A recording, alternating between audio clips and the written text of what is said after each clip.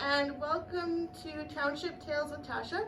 This is our 6th episode, and we're at Miche Cafe, and I'd like to introduce you to Michelle. Yep. And this is Allan.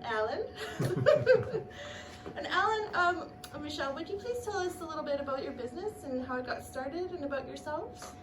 We started 16 months ago, September 2019, and before that we were bus drivers for BC Transit, and we always wanted to do this, so we had the opportunity and we found the location and it was attainable, so we jumped in with both feet, and we've been busier than we ever expected to be as cafe owners ever since we walked in the door, wouldn't you say? Absolutely. And this is in the face of all of the marketing and advertising for huge companies out there, and that, you know, exist pretty well everywhere in the city. Right. That, you know, how can it be that we can exist within, you know, an area that has the likes of, you know, Pizza Huts and Tim Hortons and A&Ws and all that type of thing. So we thought we would just be a really good mom and pop place that seems to have gone fairly extinct over the last few years, and corner stores, you know, also disappeared. Oh, they are. Yeah, you know. Just like we had, what, 2 that up and left our neighborhood in the last 3 years? Yeah, I think? yeah. Yeah. And it just, you know, there used to be all these cute little corner stores and family owned, and they lived in them, and you know, you'd walk in to go get your candies as a kid, and they'd come out of the back and always recognize you and say hi and that type of thing. Yeah. And I grew up in a cafe on Salt Spring, so that was the kind of thing that I really loved, was that you had that interaction with people that you saw every day. And, Yeah. you You're know, part of the community. I think I take Yeah, for people sure. off guard when they walk in, because I remember their names, and I just love seeing them and how you doing and how so and so, and they're not quite used to that sometimes, so maybe I'm just strange that way, but I No. love to be that, you know, like the old days. Alan has an incredible memory for names. Oh, that's nice. Yeah. I have Yeah. a terrible memory. I'm for lucky to names. have a brain that actually has that part that Yeah. works, right? So I think that goes a long way with people too. When you can remember their name, it means they must make an impact. So Mhm. then they will keep coming back. That's because right. They know that you care. That's right. yeah, they Yeah. don't. People don't know, or they don't care how much you know until they know how much you care. Yeah. But it's really important, I think, that people realize that they're not just a financial importance to us. They're our life. This is our livelihood, but it's our life.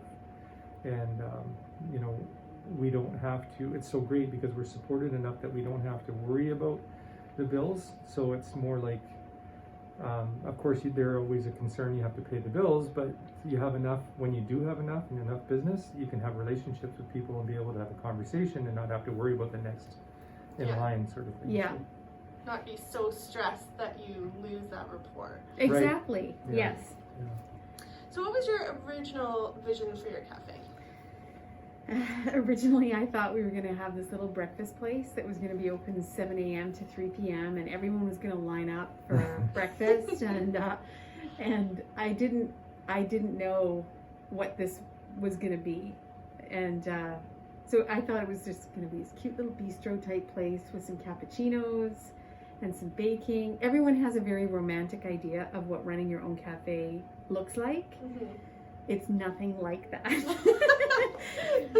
So we turned out to be, the day we put BLT on the menu, we realized that this neighborhood needs, like Alan said, a basic mom and pop shop where you can go and get a BLT or a Clubhouse or a really good burger. It has to be good, but it also has to be very reasonably priced, because everyone in this neighborhood is working. Nobody in this neighborhood is, you know, driving a Maserati. So Yeah. if you want people to come in a few times a week, it has to be affordable.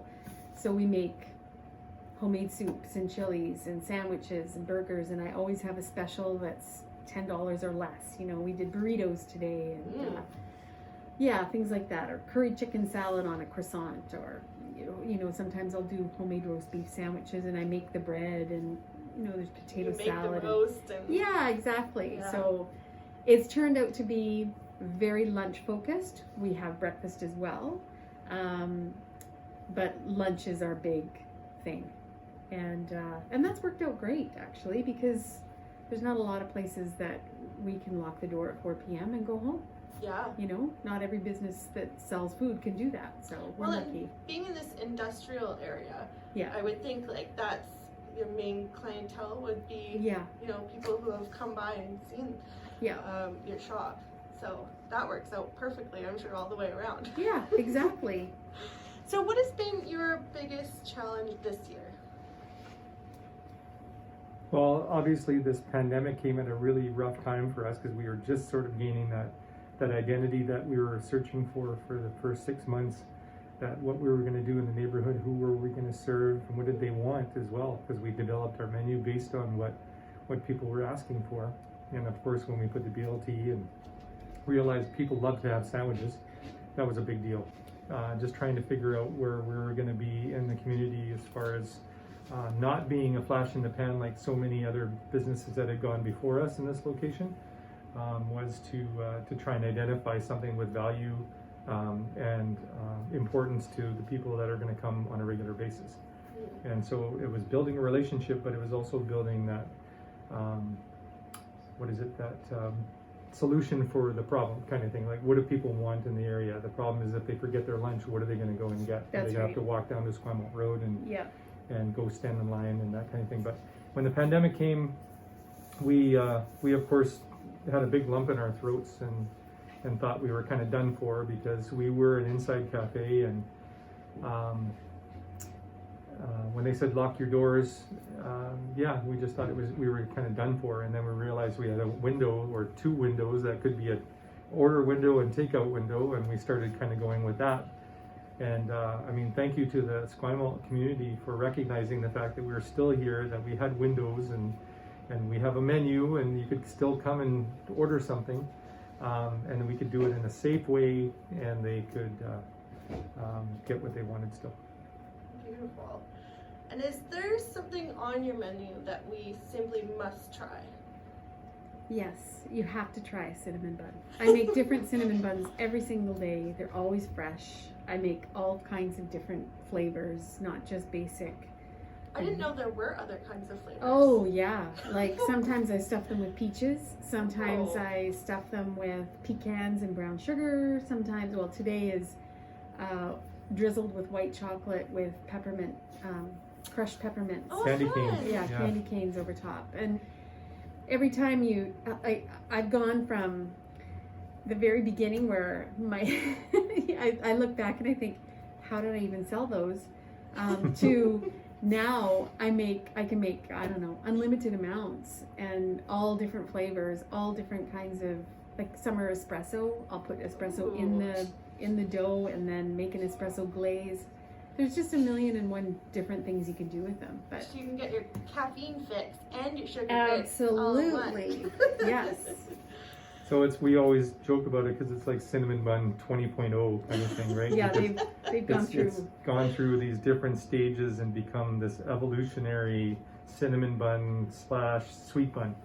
That's all rolled up with everything from mixed berries and peaches to, like she said, white chocolate and peppermint crushed on top. that type of Sometimes thing. they have an inch of cream cheese frosting. Oh, my Sometimes goodness. they're, like it just depends what moves me that day. Yeah. Eggnog ones are really, really good. Oh, I Yes. bet. Yeah. Oh, that sounds good. So would you tell us, what's your favorite thing about our community?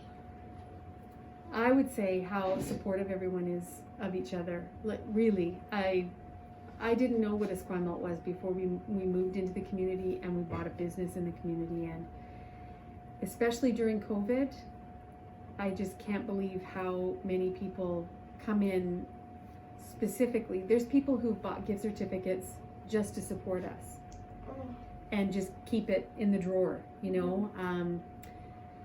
with our takeout, our special dinners for Thanksgiving and Easter and whatnot, I think people started to figure out who we are and that we're about comfort food and that we really enjoy what we're doing. And they'll email me and ask me, are you doing Christmas? Are you doing, what do you, it's just, the neighborhood has been fantastic. And we have so many people that are coming from as far away as Campbell River and Pender Island, and now that they've heard of us, and they're getting to come from like all over Nanaimo. They came here for cinnamon buns and something else. Wow. Oh, mac and cheese balls.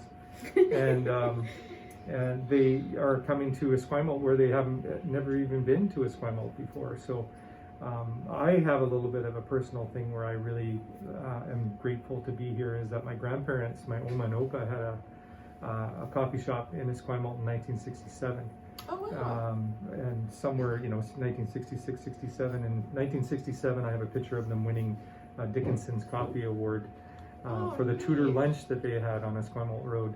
And my dad was in the Navy in the 60s, and so Esquimalt has a lot of importance in history to me, and that community feel has lasted that whole time to me. Like it doesn't change. But I have lived in so many other areas in Victoria and never felt this type of connection. So. No. I've heard that from quite a few people, that Yeah. we really do have a special community here. There is a in Esquimalt. special community here. Yeah. Absolutely. Is there anything that you would like to say to our viewers? Come see us.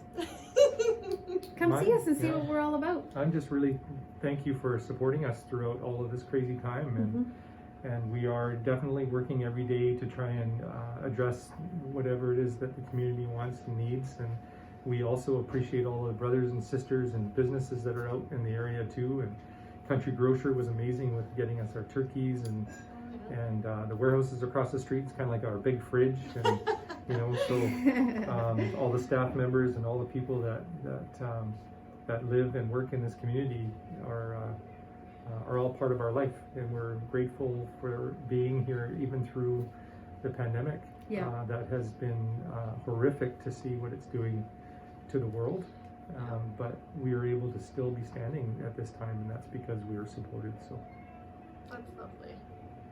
So lastly, what local business would you like to nominate next, and why? I think we'd like to nominate Fix Coffee Roaster. They're over on Fairview and Devonshire. Yes. Ainsley is doing what we did. He's starting from scratch, and he's a local business that really makes really good coffee. And he made us a Miche blend, of 3 different countries Neat. of beans.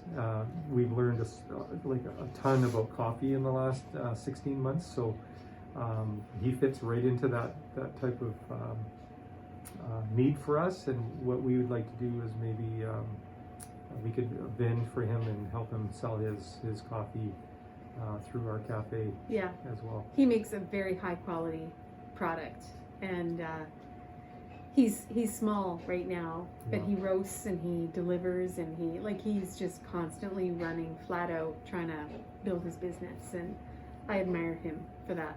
He's working really hard. We know what it's like, Yeah. starting from scratch. Good for him.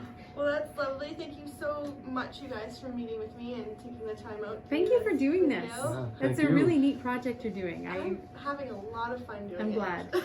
Yeah. All right, so Michelle and Allan, we'll say goodbye and thank you. Thank you. And stay happy, Esquimalt.